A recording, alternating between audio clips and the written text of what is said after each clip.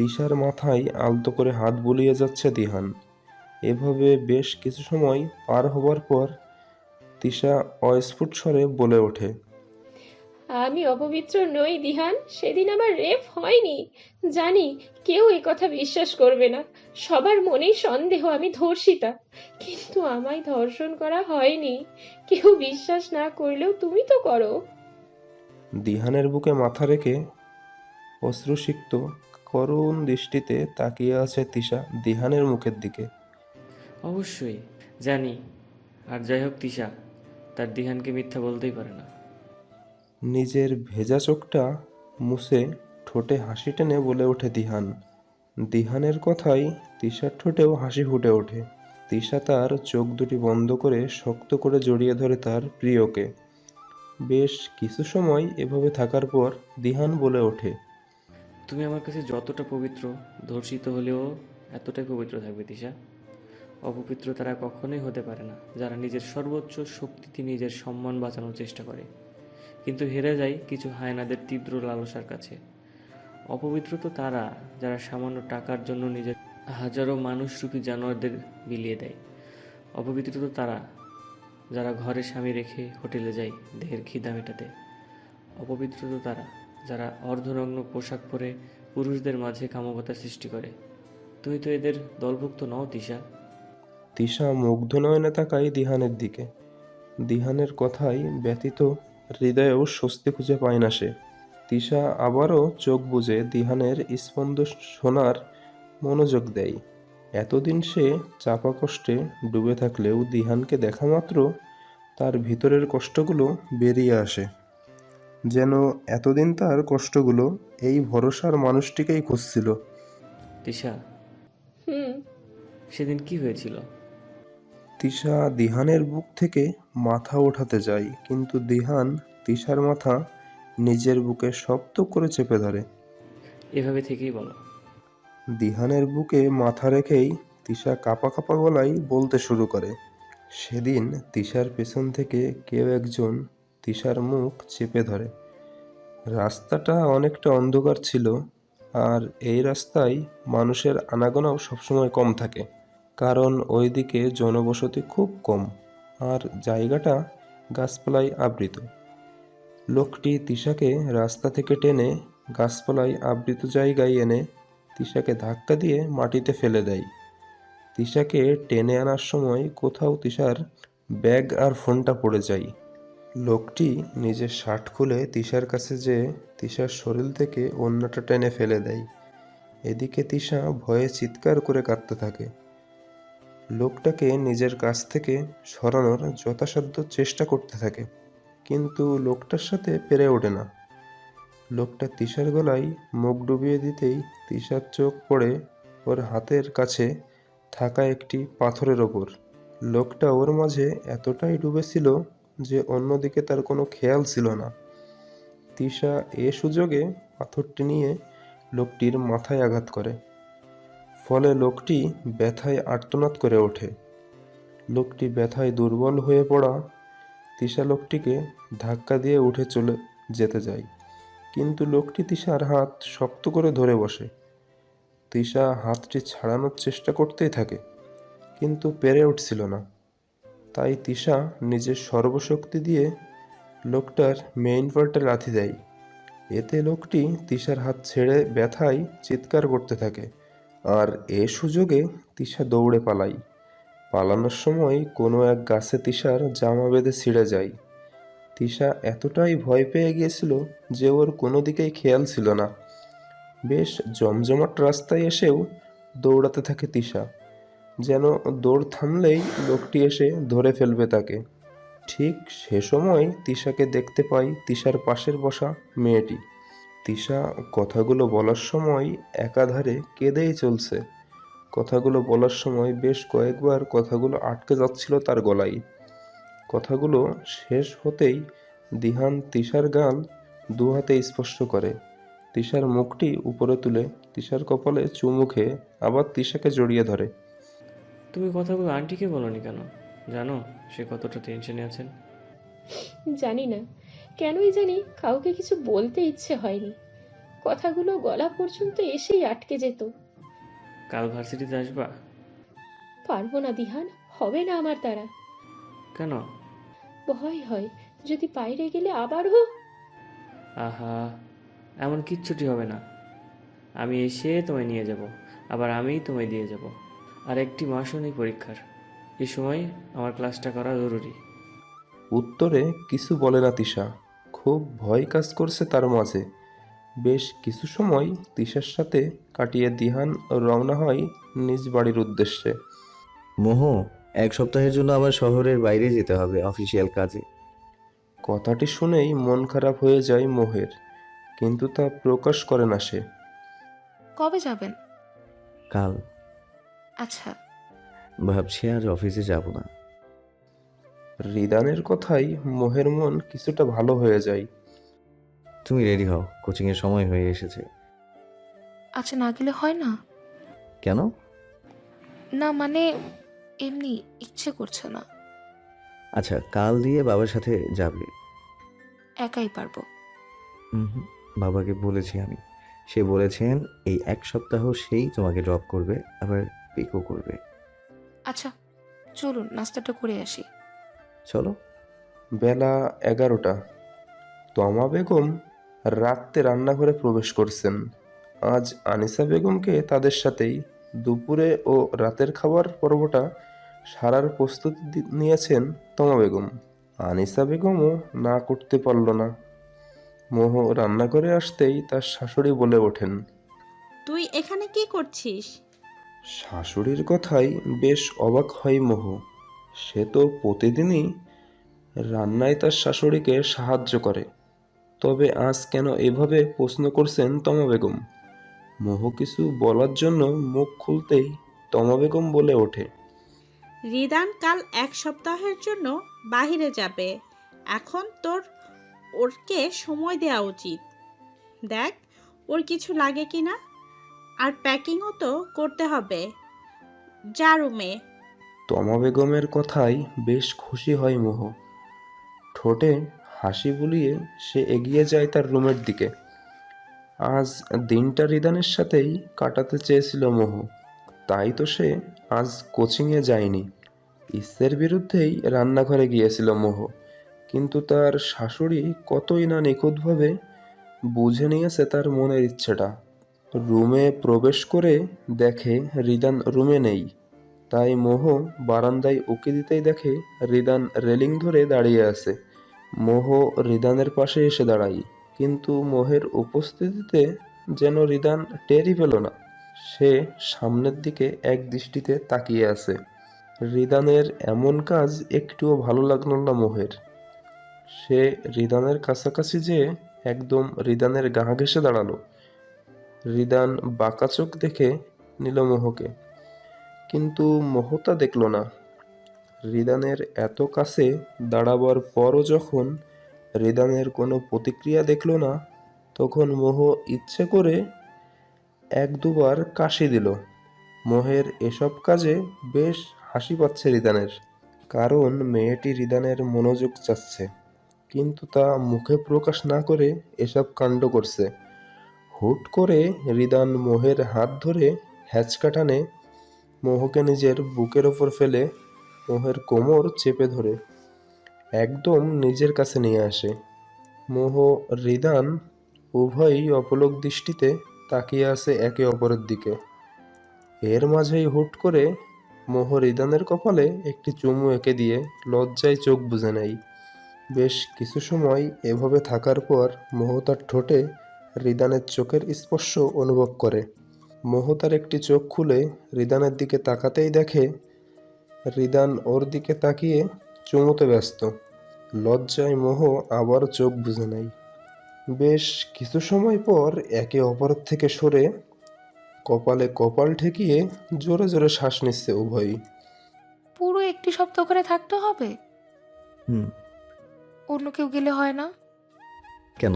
আমি গেলে কি সমস্যা? রিদান জানে মোহ তাকে মিস করবে, তার জন্যই যেতে দিতে চাইছে না। সকালে মোহের মন খারাপ হওয়াটা বেশ বুঝেছিল রিদান। আপনি তো কোনো কাজেরই না যে অযথাই সময় নষ্ট করবেন। বলেই ঠোঁটে ঠোঁট চেপে হাসে মোহ। আচ্ছা, তাই? হুম, তাই। রিদানের হেসে টুপ করে মোহের নাকে একটি চুমু দেয়। রিদানের এমন কাজে মোহও হেসে দেয়। দোকানে স্টাফরা তার অনুপস্থিতিতে ঠিকঠাকভাবে কাজ করছে কিনা দেখতে কিছু সময়ের জন্য দোকানে আসেন আনিসা বেগম। একটু পরেই তিনি ফিরে যাবেন নিজ গৃহে। হিসেবের খাতায় চোখ বুলানোর মাঝে আনিসা বেগমের কানে আসে এক পরিচিত কণ্ঠ। তিনি চোখ তুলে তাকাতেই দেখতে পান সেদিনের সেই ডাক্তার, ডক্টর ফেইজকে। ডক্টর ফেইজ কিছু শাড়ি দেখাতে বলেছিল। আনিসা বেগম ভাবলেন হয়তো তিনি তার স্ত্রীর জন্য শাড়ি কিনতে এসেছেন। ঠোঁটে হাসি টেনে এগিয়ে যান আনিসা বেগম ডক্টর ফেইজের দিকে। আসসালামু আলাইকুম। আরে আনিশা বেগম, ওয়ালাইকুম আসসালাম। শরীর এখন কেমন আছে আপনার? জি আলহামদুলিল্লাহ, ইচ্ছে এখন সুস্থই। 2 দিন রেস্ট নিতে বলেছিলাম, তাহলে এখানে কি করছেন? আসলে একটু দেখতে এলাম ওরা কিভাবে ম্যানেজ করছে। একটু পরে বের হব বাড়ির উদ্দেশ্যে। আচ্ছা, তবে এই দোকানটা কি আপনার? জি। বাহ, এই দোকানের শাড়িগুলো মা পরেন। এখানে শাড়িগুলো নাকি অনেক দিন টেকসই হয়, সে সাথে ভালো কারুকাজের শাড়িও পাওয়া যায়। মায়ের জোরাজোরিতে এসেছি আমি। তার এই দোকানটার শাড়ি লাগবে। নিজের শরীরটা খারাপ থাকায় আসতে পারছিলেন না মা, তাই আমাকে পাঠালেন। এতটা সুনামের যোগ্য কিনা জানি না, অনেক ধন্যবাদ। শরীর খারাপ বলতে কি হয়েছে খালাম্মা? আসলে তেমন কিছু নাই, হাঁটুতে ব্যথা, এই আর কি। ওহ, আমি ভেবেছিলাম আপনি হয়তো ভাবির জন্য শাড়ি নিতে এসেছেন। হেসে বলে ওঠে আনিসা বেগম। ভাবি? আপনার স্ত্রী? সে এই পৃথিবীতে নেই, অনেক আগেই মৃত্যুবরণ করেছেন। ওহ, দুঃখিত। শাড়ি দেখা যাক। অবশ্যই। অতঃপর আনিসা বেগম নিজ দোকানের সবচেয়ে ভালো মানের শাড়িগুলো বের করে দেখালেন ডক্টর ফেইজকে। সেই সাথে শাড়ি পছন্দ করতেও সাহায্য করলেন। অবশেষে ডক্টর ফেইজকে বিদায় দিয়ে নিজেও রওনা দিলেন বাড়ির উদ্দেশ্যে। রিদান নিজের গাড়িতে আনিসা বেগমের যাওয়া আসার ব্যবস্থা করে দিয়েছিল। দুপুরে সবাই একসাথে খাবার টেবিলে উপস্থিত হয়। খাওয়ার প্রায় শেষের দিকে রিয়াদ সাহেব রিদানকে উদ্দেশ্য করে বলেন, রিয়ান, আমি ভাবছি তোমাদের বিয়ে তো বেশ কিছুদিন পার হয়ে গিয়েছে। 1 সপ্তাহ পর অফিসের কাজটি শেষ করে না হয় মোহকে নিয়ে কোথাও ঘুরে এসো। বাবা, মনে হয় না ওটা নিয়ে ভাবতে পারবো। এই প্রজেক্টটা নিয়ে কাজের চাপটা বেশি। কাজের চাপটা কমলে না হয় ঘুরে আসবো না। হুম, এটা তোমার একার মতামত। মোহের এ মতামতের সম্মতি থাকলেই এটি গ্রহণযোগ্য হবে। আর কাজটা কিছুদিন আমিও সামলাতে পারবো। ওটা নিয়ে তুমি অত ভেবো না। তুমি আর মোহ আলাদাভাবে কথা বলে পরে আমায় সিদ্ধান্ত জানিয়ে দিও। জি আচ্ছা। খাবার পর্ব শেষে মোহ ও রিদান নিজেদের রুমে এসে বিছানায় আধশোয়া হয়ে বসে। আরুষ এক ঘোর লাগা দৃষ্টিতে তাকিয়ে আছে মোহনার দিকে। ধীরে ধীরে এগিয়ে গিয়ে সে মোহনার ঠোঁটটি নিজের আয়ত্তে নিয়ে নিল। এদিকে মোহনা গভীর ঘুমে বিভোর। বেশ কিছু সময় পর আরুষ মোহনার থেকে সরে এসে তাকায় মোহনার চেহারার দিকে। ঘুমের মাঝেও তার ঠোঁটে হাসি ফুটে উঠেছে। এ দেখে আলতো হেসে মোহনাকে বুকে জড়িয়ে ধরে শুয়ে পড়ে আরুষ। সকালে কলিং বেলের আওয়াজে ঘুম ভাঙে আরুষের। পাশে তাকিয়ে দেখে মোহনা চোখ ডলতে ডলতে উঠছে। মোহনাকে উঠতে নিষেধ করে নিজে এগিয়ে যায় দরজার দিকে। দরজা খোলা মাত্রই নিজের মা বাবাকে দেখে আরুষের মুখে আনন্দে ফুটে ওঠে। আরুষ সালাম দিয়ে জড়িয়ে ধরে তার মাকে। অতঃপর বাসার রুমের দিকে তাদের বসতে দিয়ে আরুষ নিজের রুমের দিকে অগ্রসর হয় মোহনাকে জানানোর উদ্দেশ্যে। ঠিক তখনই আরুষের মা বলে ওঠে, বৌমা, কোথায় আরুষ? মা, ও তো ঘুমাচ্ছে, একটু বসো, আমি ডাকছি। বলে আবারও এগিয়ে যেতে শুরু করে আরুষ নিজের রুমের দিকে। ও এখনো ঘুমাচ্ছে? কি যুগ জামানা আসছে, ঘরের বউরা নাকি বেলা 9টা পর্যন্ত ঘুমায়। কথাটি শুনে বেশ রাগ হয় আরুষের। তবে কিছু না বলে সে নিজের রুমে প্রবেশ করে। মোহনা এখনো শুয়ে আছে। আরুষ মোহনার পাশে বসতেই মোহনা বলে ওঠে, কে এসেছে আরুষ? বাবা আর মা এসেছেন। আরুষের কথা শোনা মাত্রই উঠে বসে মোহনা। ভয় ভয় কণ্ঠে জিজ্ঞাসা করে, তুমি কি আম্মুকে বলেছো আমি ঘুমাচ্ছি? হ্যাঁ, কেন বললে?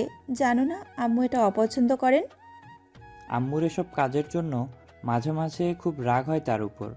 ঘরের বউরা দেরি করে উঠতে পারবে না, স্বামীর আগে খেতে পারবে না, মাথায় 24 ঘন্টা কাপড় দিয়ে রাখতেই হবে, কারো সামনে নিজের মতামত ব্যক্ত করতে পারবে না, ইত্যাদি ইত্যাদি। এগুলো কেমন কথা? আম্মু কিন্তু একেবারে ভুল নয়, তবে সম্পূর্ণ সঠিকও নন বটে। সঠিকটা কি দেখো তুমি এর মাঝে? মাঝে মাঝে মনে হয় মাকে কিছু কঠিন কথা শুনিয়ে দেই।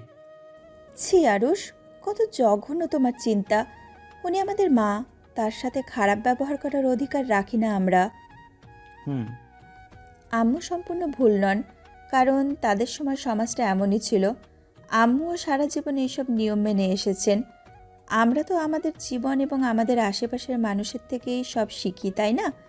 আম্মু এইসব নিয়মই শিক্ষা পেয়েছেন, তার কাছে এগুলোই গ্রহণযোগ্য। কিন্তু সময়ের সাথে সমাজে মানুষের চিন্তার যে পরিবর্তনগুলো এসেছে তা আম্মু মেনে নিতে পারছেন না। তার কাছে এই পরিবর্তন গ্রহণযোগ্য নয়।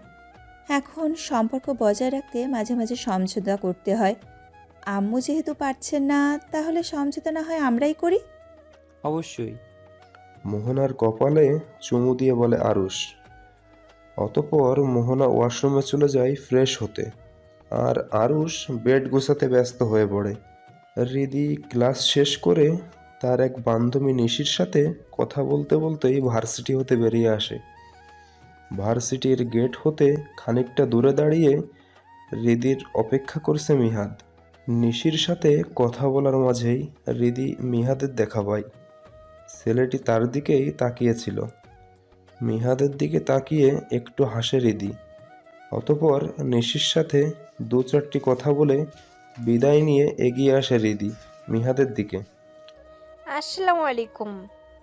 ওয়ালাইকুম আসসালাম। চলুন, হেঁটেই না হয় গল্প করতে করতে আমার বাড়ি অবধি যাই। যাওয়া যায়, তবে তার আগে কোনো এক রেস্টুরেন্টে বসি। বিল কে দেবে? আমি? আপনার টাকায় কেন খাবো আমি? আমাকে কি ফকির মনে হয়? আরে না না, আচ্ছা তবে তুমি দিও। কেন? আপনার বিল আমি কেন দেব? আমার বাপের টাকা কি গাছে ফলে? মিহাদ বেচারা বুঝে উঠতে পারছে না জবাবে কি বলবে সে। এমন অদ্ভুত মেয়ে সে জীবনে প্রথম দেখল। মিহাদের এমন বেচারাওয়ালা লোক দেখে প্রচুর হাসি আসে রিদির। নিজের হাসি দমিয়ে রাখতে না পেরে কিছুটা শব্দ করে হেসে ওঠে সে। রিদির হাসি দেখে মিহাদ বুঝতে পারে রিদি মজা করছিল, তাই সে নিজের বোকামের জন্য মাথার চুলকে নিজেও হেসে দেয়। পরে কোনো একদিন না হয় যাওয়া যাবে রেস্টুরেন্টে। আজ থাক। আচ্ছা, তবে তুমি আরও একদিন দেখা করতে চাইছো? আরও একদিন কেন, অনেক দিনই চাইছি। পুরো 1 বছর জ্বালিয়েছেন আমায়, শোধ নিব না? উত্তরে হাসে মিহাদ। এভাবেই গল্প করতে করতে হৃদির বাড়ি পৌঁছে যায় তারা। সরি, ভেতরে আসতে বলতে পারি না। বাড়িতে বাবা মা দুইজনই আছেন। আরে ঠিক আছে, একেবারে বিয়ের প্রস্তাব নিয়েই না হয় বাড়িতে আসবো। চোখ মেরে বলে মিহাদ। উত্তরে কিছু না বলে হৃদি তার বাড়ির ভিতর ঢুকে যায়। তার লুকিয়ে হাসিটা মিহাদের নজরে পড়েনি। সকালে ওঠার পর দিয়েই মনটা ভালো নেই মোহের। রাতে ভালো করে ঘুমও পড়েনি সে। অনেক দেরি করে ঘুমিয়েছিল রাতে, আবার ফজরের সময়ই ঘুম ভেঙে যায় তার। নামাজ পড়ে বিছানায় শুতেই মোহের চোখ যায় রিদানের দিকে। ছেলেটা ঘুমায়ও কত সুন্দর করে। একদিনও রিদানকে সিটিয়ে ঘুমাতে দেখেনি মোহ। হঠাৎ মোহ রিদানের ওপর উপুড় হয়ে শুয়ে আলতো করে রিদানের কপালে ছড়িয়ে থাকা চুলগুলোকে সরিয়ে রিদানের দাড়িতে হাত বুলাতে থাকে। আজ থেকে আগামী 7 দিন লোকটাকে দেখবে না ভাবতেই মনটা চরম আকারে খারাপ হয়ে যায় মোহের। বেশ কিছু সময় দাড়িতে হাত বুলিয়ে আলতো করে কপালে একটি চুমু দিয়ে রিদানের বুকে মাথা রেখে শুয়ে পড়ে মোহ। রিদানের স্পন্দন বেশ ভালো করে শুনতে পারছে সে। এভাবেই বেশ কিছু সময় কাটাবার পর ঘড়িতে 6টা 45 বাজতেই এক বিকট শব্দ হতে শুরু করে। এ শব্দটি একদম সহ্য হয় না মোহের। এ শব্দটি মানেই আতঙ্ক। স্কুলে পড়াকালীন পরীক্ষার সময় এ বিকট শব্দে ঘুম ভাঙত তার। সকালের সেই প্রেমময় ঘুমের 12টা বাজিয়ে দিত এই বিকট আওয়াজটি। আজ আবার মোহের সতীনের রূপ ধারণ করেছে এই বিকট আওয়াজ। কতই না শান্তি খুঁজে পাচ্ছিল সে রিদানের স্পন্দন শুনে, কিন্তু এই বিকট আওয়াজটি তা সহ্য হলো না। সতীনের মতো মোহের শান্তিটা কেড়ে নিল এটি। তাই তো এই আওয়াজটাকে ঘৃণা করে মোহ। চট জলদি উঠে অ্যালার্ম বন্ধ করে ধীরে ধীরে ডাকতে শুরু করে মোহ রিদানকে। আজ ইচ্ছেই করছে না ডাকতে, উঠলেই তো চলে যাওয়ার প্রস্তুতি ব্যস্ত হয়ে পড়বে, তবুও ডাকতে হবে। ডাকার এক পর্যায়ে রিদানের ঘুম ভাঙে। তবে সে চোখ না খুলেই মোহকে নিচে শুইয়ে মোহের ওপর উঠে মোহের গলায় মুখ গুজে শুয়ে পড়ে। মোহ তো রিদানের কাজে চরম অবাক। রিদানের গরম নিঃশ্বাস গলায় অনুভব হওয়ায় মোহের মাঝে এক শিহরণ কাজ করা শুরু করে। সে কাঁপা কাঁপা গলায় রিদানকে বলে, উঠুন, দেরি হয়ে যাচ্ছে। তুমি এত জলদি ঘুম থেকে উঠো কেন মোহ? জানো তোমার ঘুমন্ত মুখটা দেখার কতটা লোভ আমার। রিদান বেশ অভিমানী স্বরেই কথাটি বলে। রিদানের কথায় আলতো হাসে মোহ। রিদান মোহের গলায় ছোট্ট চুমু ও সেই সাথে একটি কামড় দিয়েই উঠতে পারে। এদিকে মোহ ব্যথায় আহ শব্দ করে অবাক হয়ে তাকায় রিদানের দিকে। রিদান বাঁকা হেসে বলে, এটা ঘুম থেকে জলদি ওঠার শাস্তি। কথাটি বলে আর অপেক্ষা না করে পা বাড়ায় ওয়াশরুমের দিকে। এদিকে মোহ গলায় হাত ডলতে ডলতে বলে, এর পাল্টা জবাব নিশ্চয়ই পাবেন মিস্টার হাজব্যান্ড। অতঃপর মোহ এগিয়ে যায় রান্নাঘরের উদ্দেশ্যে। কফির জন্য দুধ চুলোয় বসিয়ে আবার রুমে ফিরে আসে। ততক্ষণে রিদান ফ্রেশ হয়ে বেরিয়েছে, শাওয়ার নেয়নি।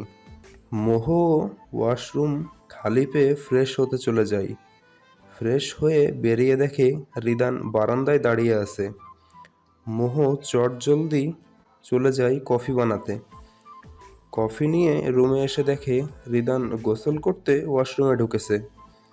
মোহ কফিটি ঢেকে রাখে রিদানের জন্য, ড্রেস সিলেক্ট করে বের করে বিছানার উপর রাখে, বারান্দায় গিয়ে দাঁড়ায়।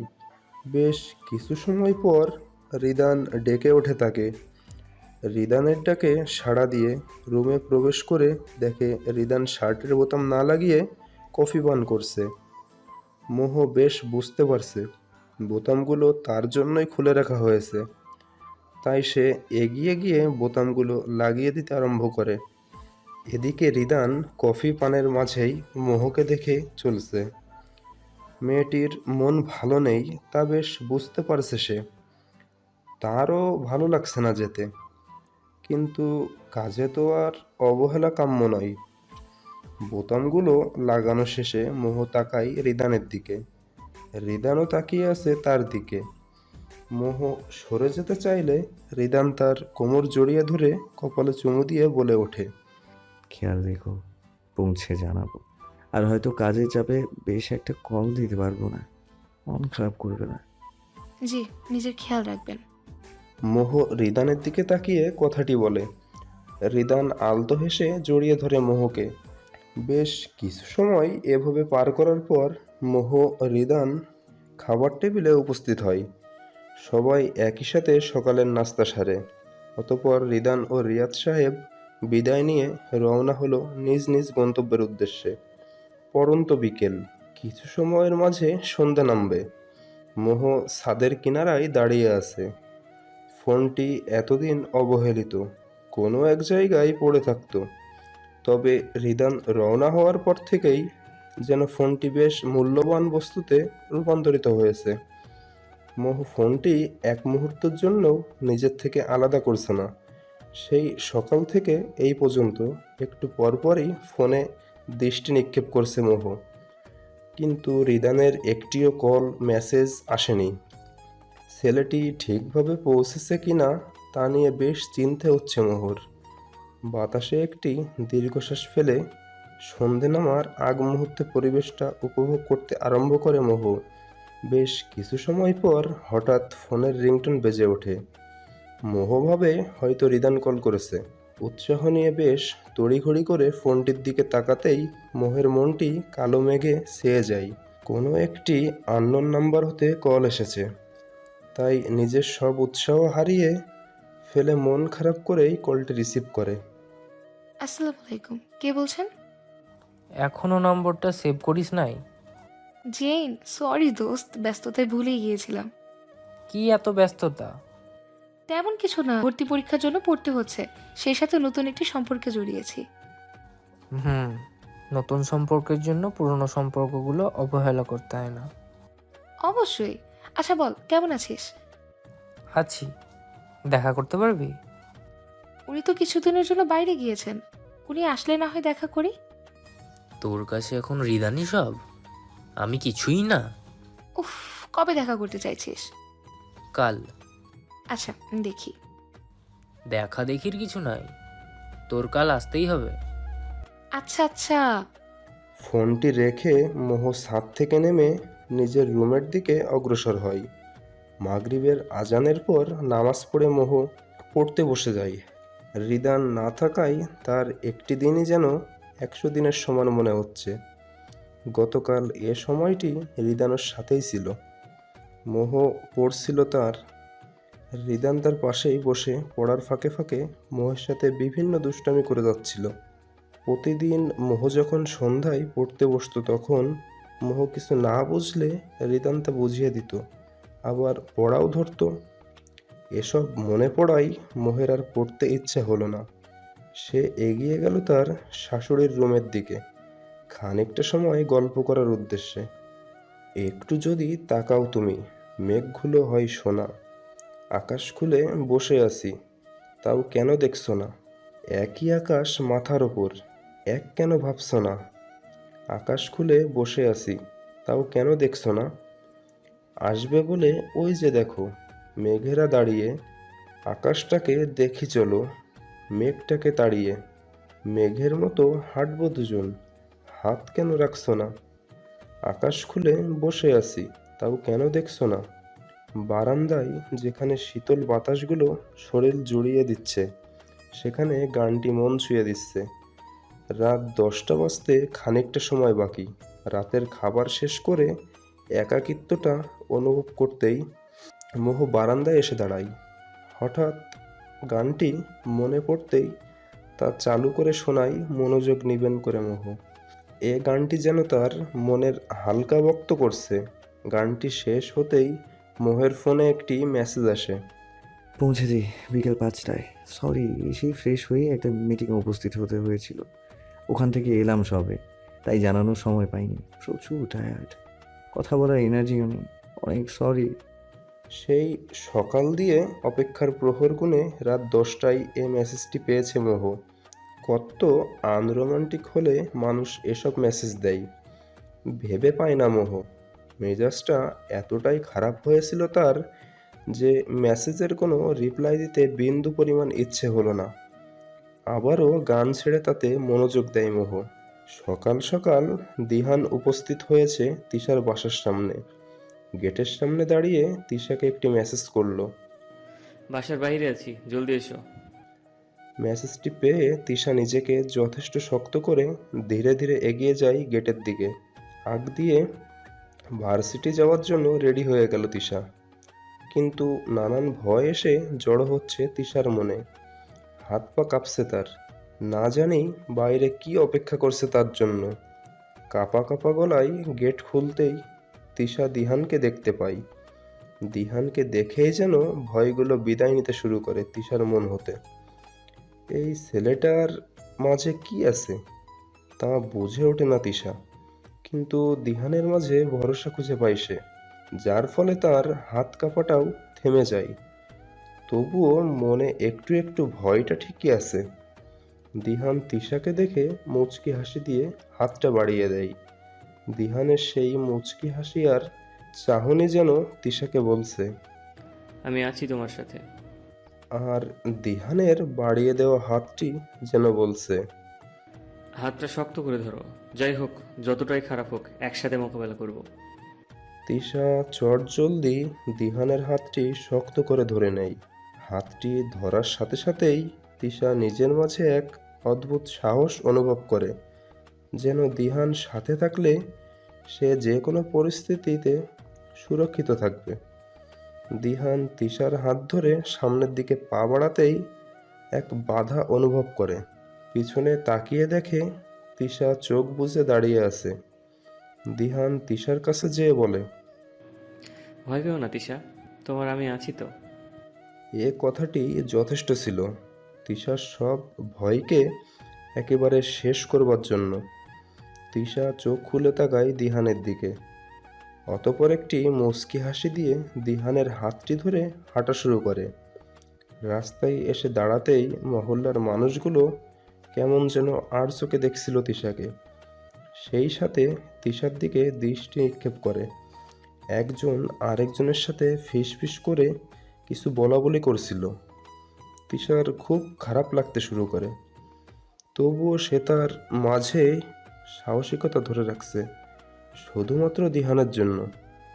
হঠাৎ করেই তিশার কানে আসে, আরে এটা সেই মেয়েটা না যে কিছুদিন আগে উসখুস চুল ছেঁড়া জামা নিয়ে বাড়ি ফিরছিল? ছি ছি ছি ছি, এই মেয়ে তো নষ্টা। এইসব মেয়েদের এমনই হয়, বাপ মা বেশি স্বাধীনতা দিলে যা হয় আর কি। আরে দেখেনি কিছুদিনের মাঝেই এ নষ্টা মেয়ের সতী সায়ের কোনো এক পোলার ঘাড়ে চাপায় দিবে। এসব কথা শুনে তিশা নিজেকে ধরে রাখতে পারল না। এতক্ষণ ধরে অশ্রু বিসর্জন দিয়ে দাঁতে দাঁত চেপে সবটা শুনছিল তিশা, কিন্তু আর পারছে না সে। দিহানের থেকে নিজের হাতটি ছাড়িয়ে নিজের বাড়ির উদ্দেশ্যে পা বাড়াতেই হাতে টান অনুভব করে।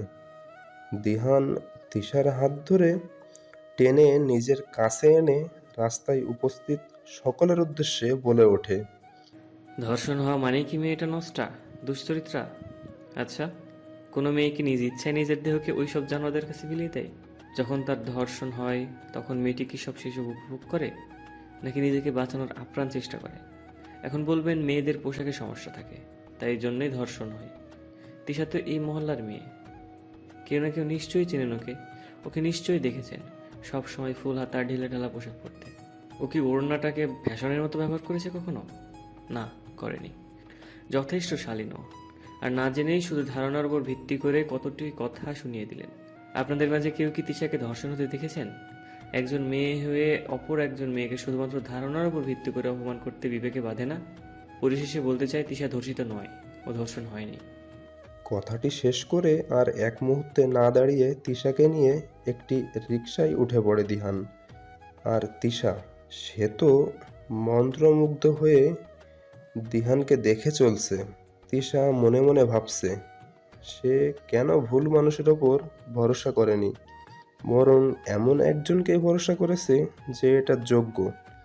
দিহান যেমন তিশার হাতটি ধরে দিয়েছিল, তেমনি কথাটি রাখার সময় আসতেই ঠিক নিজের কথাটি রেখেছে। তিশা হুট করে বলে ওঠে, তুমি আমার বিশ্বাস, ভরসা, সাহস, অনুপ্রেরণার আরেক নাম দিহান। হুট করে তিশার এমন কথাই চমকে যায় দিহান। উত্তরে কি বলা উচিত তার জানা নেই, তাই উত্তরে কিছু বলে না দিহান। সে নিজে এখনো বুঝে উঠতে পারেনি সে তিশাকে ভালোবাসে কিনা। বেশ দুশ্চিন্তায় পড়ে গেল দিহান। তার কাজগুলোও কি তিশার মনে আশা সৃষ্টি করছে? কিন্তু সে তো ফ্রেন্ড হিসেবেই তিশাকে সাহায্য করছে। কি করা উচিত এখন তার? না সে এখন তিশাকে একা ছাড়তে পারছে, আর না সে তিশাকে এ ব্যাপারে কিছু বলতে পারছে। সকালের রোদ মুখে এসে পড়তেই ঘুম ভেঙে যায় মোহের। আধো আধো চোখ খুলে আবারও চোখ বুজে নেয় সে। চোখ বন্ধ করতেই রিদানের বলা সেই কথাটি আবারও প্রতিধ্বনি হয় তার কানে। তুমি এত জলদি ঘুম দিয়ে ওঠো কেন মোহ? জানো তোমার ঘুমন্ত মুখটা দেখার কতটা লোভ আমার। কথাটি নিজের কানে প্রতিধ্বনি হতেই মোহের ঠোঁটে হাসি ফুটে ওঠে। একটু একটু করে চোখ মেলে রিদানের জায়গায় তাকাই। জায়গা খালি পড়ে আছে। আবারও মনটি খারাপ হয়ে যায় মোহের। হঠাৎ মনে পড়ে কাল রাতে রিদানের দেওয়া সেই মেসেজটির কথা। একটি কলের জন্য কতই না অপেক্ষা করেছিল সে। রিদান কি পারতো না 2 মিনিটের জন্য হলে একটি কল দিতে? মোহের মনে অভিমানরা বাসা বাঁধতে শুরু করে দিয়েছে। ছেলেরা ওর একটুও কেয়ার করে না। মোহ তার ফোনটি হাতে নিয়ে রিদানের দেওয়া সেই মেসেজটি আবারও পড়ে। হঠাৎ মোহের মনে পড়ে যখন সে ঢাকা দিয়ে তার মামার বাড়ি যায় তখন পৌঁছাতে প্রায় 5-6 ঘন্টা লেগে যায়। পৌঁছানোর পর মোহের একটুও এনার্জি থাকতো না। বাসায় যেয়ে ঘুমিয়ে পড়তো ক্লান্ত হওয়ায়। রিদানও তো বেশ কয়েক ঘন্টা জার্নি করেই ওইখানে পৌঁছেছে। তারপর একটু রেস্ট না করেই কোনো এক মিটিংয়ের জন্য বেরিয়ে পড়েছিল। তাহলে রাত 10টায় যে তার শরীরে বিন্দু পরিমাণ এনার্জি থাকবে না এটাই স্বাভাবিক। এমনই ভাবতেই মোহের খারাপ লাগা শুরু হয়। সে অকারণেই তার মিস্টার হাজবেন্ডের ওপর রেগেছিল।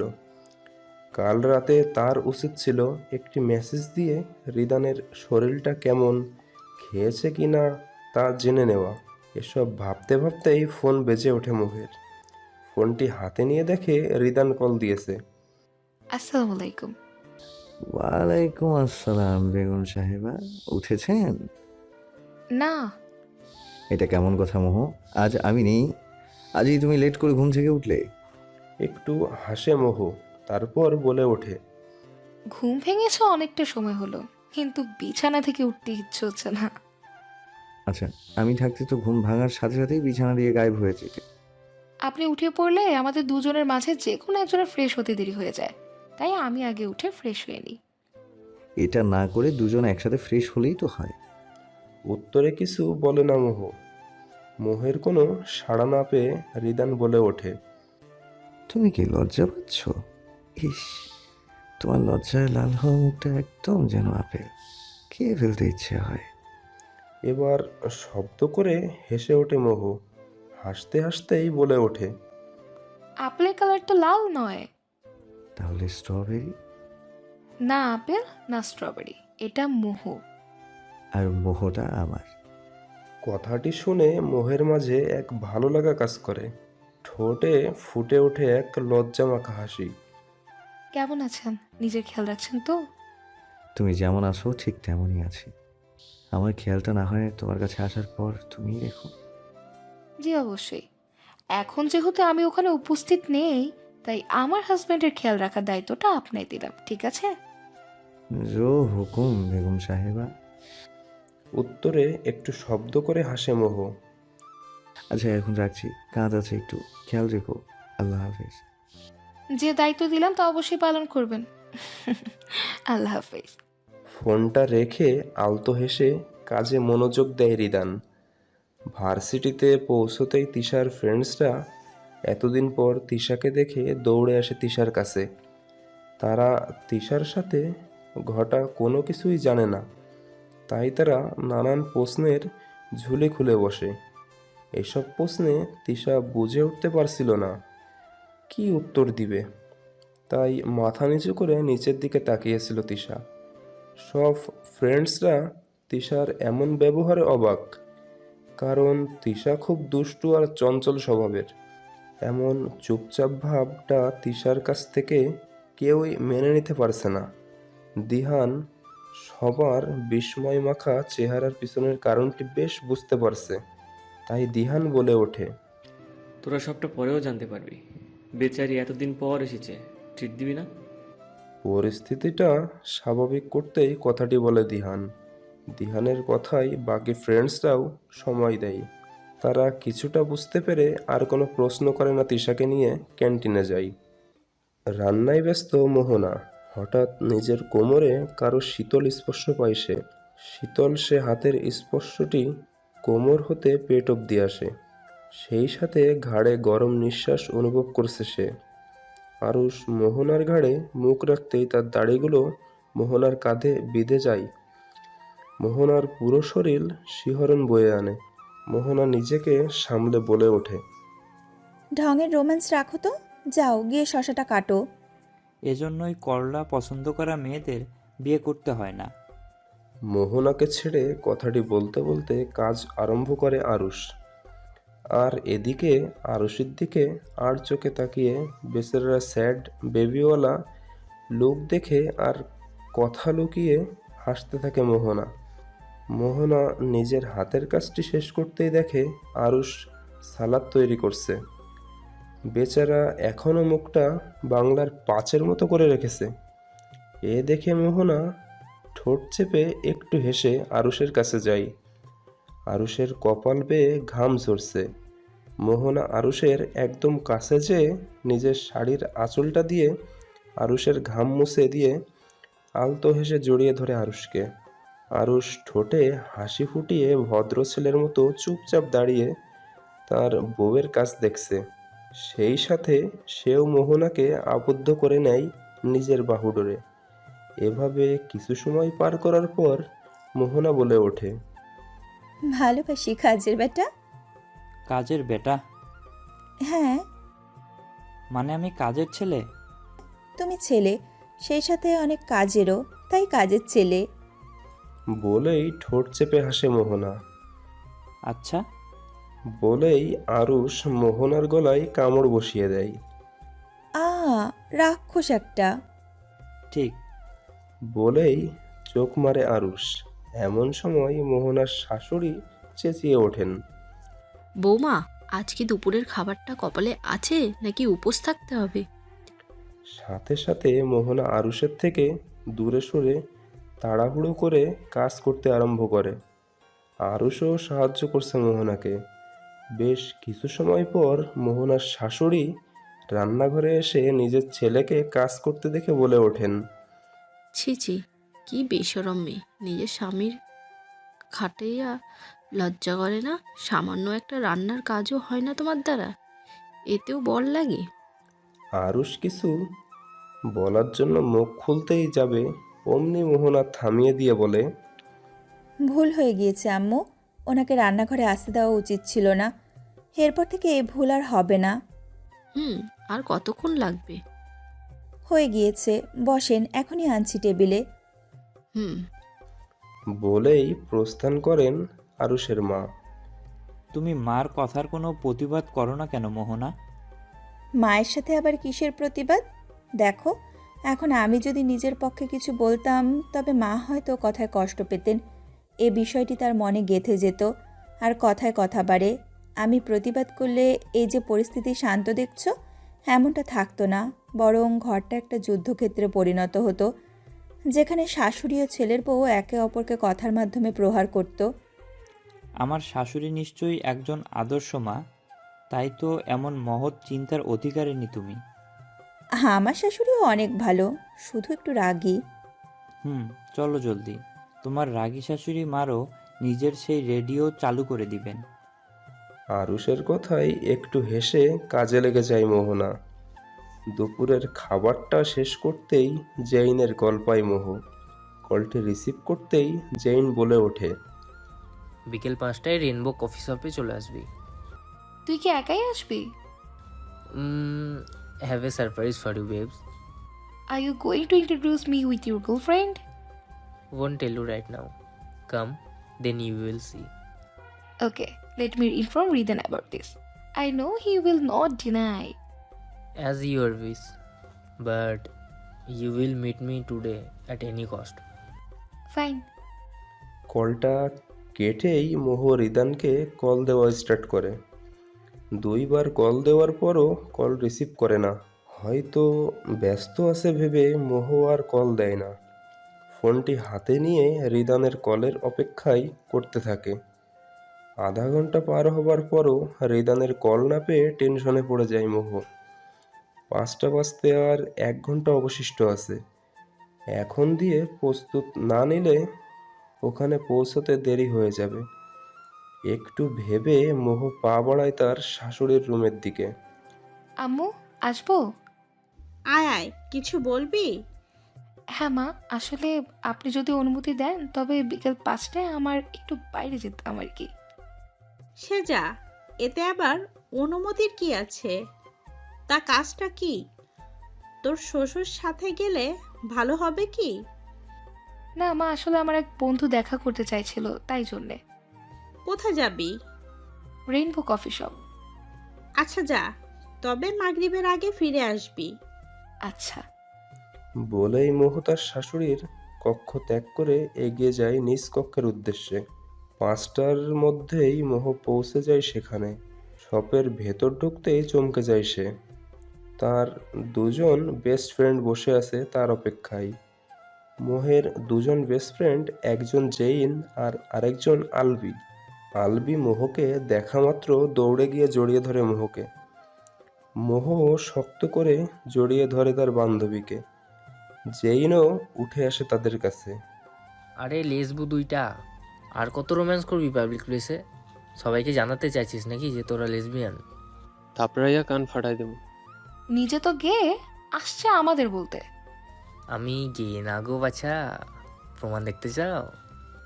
জেইনের কথাই মোহ আর আলবি একে অপরের সাথে চোখাচোখি করে বলে। দেখা। আগে একটু বসি। সবাইরে তো লেসবু ফিল্ম দেখাচ্ছিস, আর এখনো বাকি আছে? জেইনের কথাটা শেষ হতেই মোহ আর আলবি মারতে শুরু করে তাকে। অতঃপর তিনজনই যেয়ে বসে পড়ে। জলদি দেখা। হ্যাঁ জলদি। ওয়েট। বলেই জেইন নিজের ফোনে একজনের ছবি বের করে আলবি ও মোহকে দেখাই। ওর নাম সুমিয়া। বাহ, দারুণ দেখতে। আলতো হাসে জেইন, অতঃপর ফোনটি পকেটে রেখে দেয়। তা কেমনে কেমনে? জানিস না আমি হ্যান্ডসাম, মেয়েরা দেখলেই পটে যায়। সুমিয়াও পটে গেছিল, তারপর ওই আমাকে পটায়। মেয়েদের পছন্দ এতটাও খারাপ না, কি বলিস আলবি? জলদি বল, সত্যি কাহিনীটা কি? আসলে আমাদের পরিচয়টা হয় একজন আরেকজনের সাহায্য করে। ভাগ্যক্রমে বারে বারে আমরা এমন পরিস্থিতিতে পড়ি যে একজন আরেকজনের প্রয়োজন হয়, আর সব সময়ই আমরা উভয়ের সাহায্য করি। এভাবেই ধীরে ধীরে। ওহো। এভাবেই তিনজন জমিয়ে আড্ডা দিতে শুরু করে। কিন্তু আলবি একটুও চুপচাপ ছিল। রিদান প্রায় 5বার কল দিয়েছে মোহকে, কিন্তু মেয়েটি কল রিসিভ করছে না। রিদান না পেরে তার মাকে কল দেয়। রিদানের মা জানান মোহ তার কোনো এক বন্ধুর সাথে দেখা করতে গিয়েছে। বেশ খারাপ লাগে রিদানের। বন্ধুর সাথে দেখা করতে গিয়েছে ভালো কথা, কিন্তু কলটা তো রিসিভ করাই যেত। এত কি বিজি যে কলটা রিসিভ করার সময়টি পাচ্ছে না। সেই সাথে একটু জানিয়েও গেল না মোহ তাকে। এসব ভেবে অনেকটা খারাপ লাগে রিদানের। সন্ধে 7টা বাজতে চলল, মোহ বাসায় পৌঁছেছে কিনা তা নিয়েও চিন্তা হচ্ছে রিদানের। সে ফোনটি হাতে নিয়ে মোহকে আবারও কল দেয়, কিন্তু এবারও মোহ ফোন ধরে না। তাই রিদান আবারও তার মাকে কল দেয়। মা, মোহ বাসায় পৌঁছেছে? হ্যাঁ, রুমেই আছে। ও আচ্ছা, তোমায় পরে কল দিব, রাখছি। ফোনটি কেটে রিদানের খারাপ লাগাটা আরও বেড়ে যায়। মোহ নিজের রুমে আছে, তবুও তার কলটি রিসিভ করলো না। অন্তত বাসায় এসে তো রিদানকে একটি কল করা উচিত ছিল।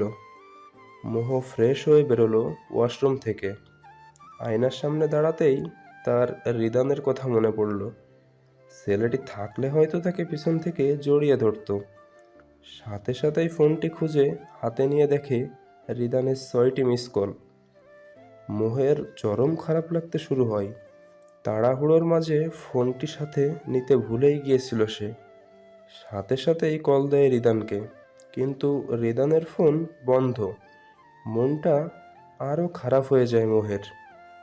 আমায় ভাসাইলি রে, আমায় ডুবাইলি রে অকুল দরিয়ার বুঝি কুল নাই রে আমায় ভাসাইলি রে আমায় ডুবাইলি রে অকুল দরিয়ার বুঝি কুল নাই রে কুল নাই কিনার নাই নাই তো দইরার পাড়ি কুল নাই কিনার নাই নাই তো দইরার পাড়ি তুমি সাবধানে চালাইও মাঝি আমার ভাঙা তড়ি তুমি সাবধানে চালাইও মাঝি আমার ভাঙা তড়ি রে অকুল দরিয়ার বুঝি কুল নাই রে আমায় ভাসাইলি রে আমায় ডুবাইলি রে অকুল দরিয়ার বুঝি কুল নাই রে। দিহানের দিকে অপলক দৃষ্টিতে তাকিয়ে গানটি গাইছে তিশা। ক্যান্টিনে তার সব বন্ধুরা বসে গ্রুপ স্টাডি করেছিল। তার মাঝেই হঠাৎ রোশান জোর করে তিশাকে একটি গান শোনাতে। এতে সবাই সায় দেয়, কারণ পড়ার মাঝে বিনোদনটাও উপকারী। তিশাও আর না করল না, দিহানের দিকে তাকিয়েই গানটি শুরু করে, আর শেষটাও দিহানের দিকে তাকিয়েই হয়। গানটি শেষ হতেই সবাই তিশার সুনামে পঞ্চমুখ, কিন্তু দিহান কিছুই বলে না। পুরো গানের মাঝে সে এক দুবার তিশার দিকে তাকিয়েছিল। হঠাৎ তিশা দিহানকে উদ্দেশ্য করে বলে, সবাই সুনাম করছে, কিন্তু তুমি তো কিছুই বললে না দিহান। হ্যাঁ রে, তুইও কিছু বল। কিরে বইয়ে মুখ গুজে আসিস কেন? বল তিশাকে কত সুন্দর গান গায় ও। এত বলা বলির কি আছে? হয়তো সুন্দর গাই, কিন্তু আমার তেমন ভালো লাগেনি। খুবই সুন্দর গাও তুমি তিশা। সবাই দিহানের বিরোধিতা করলেও তিশা কিছুই বলেনি। চোখ সনসন করছিল তার, কিন্তু সবার অগোচরেই নিজের নিজের চোখের জলটি মুছে নেয় সে। এ তো সেই দিহানই যে ওর ওই খারাপ সময়ে ওকে বুকে আঁকড়ে ধরেছিল। এখন যে ও স্বাভাবিক জীবনে ফিরে আসতে পেরেছে, তার পেছনে এই ছেলেটির ভূমিকা অপরিসীম। যখন ওই ঘটনার পর তিশা ভার্সিটিতে আসে, তখন ওর বন্ধুদের মনে হাজারো প্রশ্ন। দিহান কতই না সুন্দর করে ওদের সামনে সেসব ঘটনা তুলে ধরে। সেই সাথে দিহানই তার কথার মাধ্যমে সবাইকে উৎসাহিত করে তারা যেন তিশাকে স্বাভাবিক জীবনে ফিরতে সাহায্য করে। দিহান তার বাকি সব বন্ধুরা তিশাকে স্বাভাবিক করাই যথাসাধ্য চেষ্টা করে। অতঃপর আল্লাহর রহমতে তিশা এখন সম্পূর্ণ স্বাভাবিক। তাহলে তিশার দুঃসময়ের বন্ধু কেন তিশার সুসময়ে তার কষ্টের কারণ হচ্ছে? রাতটি অপেক্ষার প্রহর গুনতে গুনতেই পেরিয়ে গেল মোহের, কিন্তু রিদান একটিও কল করল না। ফোনটাও বন্ধই বলে যাচ্ছে। দুশ্চিন্তা মোহকে ঘিরে ধরেছে। ফজরের নামাজ শেষ করেই সে পা বাড়ায় তার শাশুড়ির কক্ষের দিকে। আম্মু আসবো? আয়, কিছু বলবি? আসলে কাল সন্ধ্যে থেকে ওনাকে কল করে যাচ্ছি, কিন্তু তার ফোন বন্ধ বলছে। এখনো ফোন বন্ধই। কি বলিস? কাল সন্ধ্যায় তো ওর সাথে কথা হলো, তোর কথা জিজ্ঞেস করছিল। খারাপ লাগাটা যেন আরও বেড়ে যায় মোহের। ফোনটি সাথে না নিয়ে যেয়ে ভুল করে ফেলেছে সে। তার সাথে অফিসে কেউ আছে নিশ্চয়ই। কারো কাছ থেকে ওনার কোনো খবর জানা যাবে। হ্যাঁ, ওর পিয়তা, ওকে কল দিলে বলতে পারবে। আব্বুকে একটু বলুন না মা। বলছি, তুই চিন্তা করিস না, রিদান ঠিক আছে। তোর বাবা কল করতে করতে তুই বরং আমার জন্য একটু চা নিয়ে আয়। জি। অতঃপর মোহ চা বানাতে ব্যস্ত হয়ে পড়ল। অপরদিকে রিয়াদ সাহেব কল দিলেন প্রিয়তাকে। কিছু সময় পর মোহ চা নিয়ে শ্বশুর শাশুড়িকে দেয়। মোহের শ্বশুর বলে ওঠেন, বৌমা, তোমার গুণধর বর প্রেজেন্টেশন তৈরিতে সেই সন্ধ্যা দিয়ে সারা রাত ব্যস্ত ছিল। সেই সাথে বেচারি প্রিয়তাকেও রাত ভোর ঘুমাতে দেয়নি সে। ফোনে নাকি চার্জ ছিল না। তোমার গুণধর বরের এতটাই গুণ যে সে ফোনটি চার্জে দেওয়ার পর তা খোলাটা প্রয়োজন বোধ করে নাই। হ্যাঁ বাবা, খুব গুণ। তবে তা আমার বর হওয়ার জন্য নয়, বরং আপনার সুপুত্র হওয়ার। বলে আলতো হাসে মোহ। বাহ তোমা, নিজের মেয়েকে তো একদম নিজের মতোই বানিয়ে নিয়েছো। সেও আমাকে তোমার মতো খোঁটা দিচ্ছে। হুম, দেখতে হবে তো মেয়েটা কার। এমন কিছু কথোপকথন চলার পর মোহ পা বাড়ায় নিজ কক্ষের উদ্দেশ্যে। খুব কষ্ট অনুভব করছে মোহ। রিদানের সারা রাত একটি মেয়ের সাথে ছিল, সেই সাথে সে তার ফোনটা খোলারও প্রয়োজন বোধ করেননি। একটিবারও কি তার মনে হয়নি তার স্ত্রীর কথা? একটুও কি ইচ্ছা হয়নি তার সাথে কথা বলার? মোহের অভিমানটা এতটাই বেশি ছিল যে সে তার কান্নাটা ধরে রাখতে পারল না। কাল সারা রাত ঘুমায়নি সে। রিদানের চিন্তায় সারা রাত ছটফট করেছে। আর রিদান অন্য একটি মেয়ের সাথে কাজে মগ্ন ছিল। একটিবারও মোহের কথা ভাবেনি সে। যদি ভাবতো তাহলে নিশ্চয়ই একটাবারের জন্য হলেও ফোনটি খুলে মোহকে একটি কল দিত। হঠাৎ ডোরবেল বাজায়, ঘুম ভাঙে রিদানের। সারা রাত প্রজেক্টের কাজ করতে হয়েছে তাকে। এই মিটিংটি 2 দিন পর হওয়ার কথা ছিল, কিন্তু কিছু কারণে মিটিংটি আজই হবে। কাল রাতে 2 দিনের কাজ সে একা সম্পূর্ণ করেছে। প্রিয়তা শুধু একটু একটু হেল্প করেছিল, তাও রাত 1টা অবধি। 1টা বাজতেই রিদান তাকে তার রুমে পাঠিয়ে দিয়েছিল। রিদান খুব দায়িত্ববান একটি ছেলে, সেই সাথে সে যে কাজ করে তাতে তার সাফল্য চাই। তাই সে যে কোনো কাজ নিজের সর্বোচ্চ দিয়ে করে। কাল রাতে মিটিংটা আজই হবে শোনার পরপরই যেন সে দিন দুনিয়া সব ভুলে গিয়েছে। এখন তার সম্পূর্ণ মনোযোগ আজকের মিটিংটা সফল করার।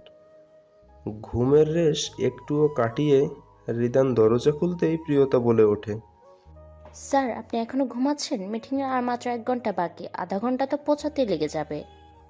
শেট, আগে ডাকতে যত সব ফাউল লোক। রাখছি, কাজে। বলেই রিদান তাড়াতাড়ি ওয়াশরুমে ঢুকে যায় ফ্রেশ হতে। বের হয়ে কোনো রকম রেডি হয়েই বেরিয়ে পড়ে মিটিংয়ের উদ্দেশ্যে। বেলা 11টা। রিদানের কল না পেয়ে মোহের অভিমান যেন বেড়েই চলেছে। সারা রাত নির্ঘুম কাটাবার পর সকালে কান্না করাই মোহের মাথা ব্যথা শুরু হয়েছে।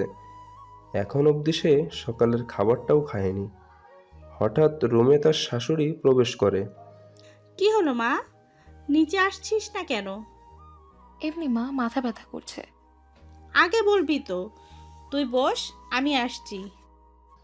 কিছু সময় পর মোহের শাশুড়ি এক হাতে খাবারের প্লেট, অন্য হাতে তেলের বাটি নিয়ে রুমে আসেন। ওঠ, আজ আমি তোকে খাইয়ে দিব। না মা, আপনার কষ্ট করতে হবে না, আমার সত্যি খাওয়ার ইচ্ছে নেই। বুঝছি, আমার হাতে খেতে চাস না। আমি তো আর তোর আপন মা না। মা তো মাই, আপনার পর কি? নিন, জলদি খাইয়ে দিন।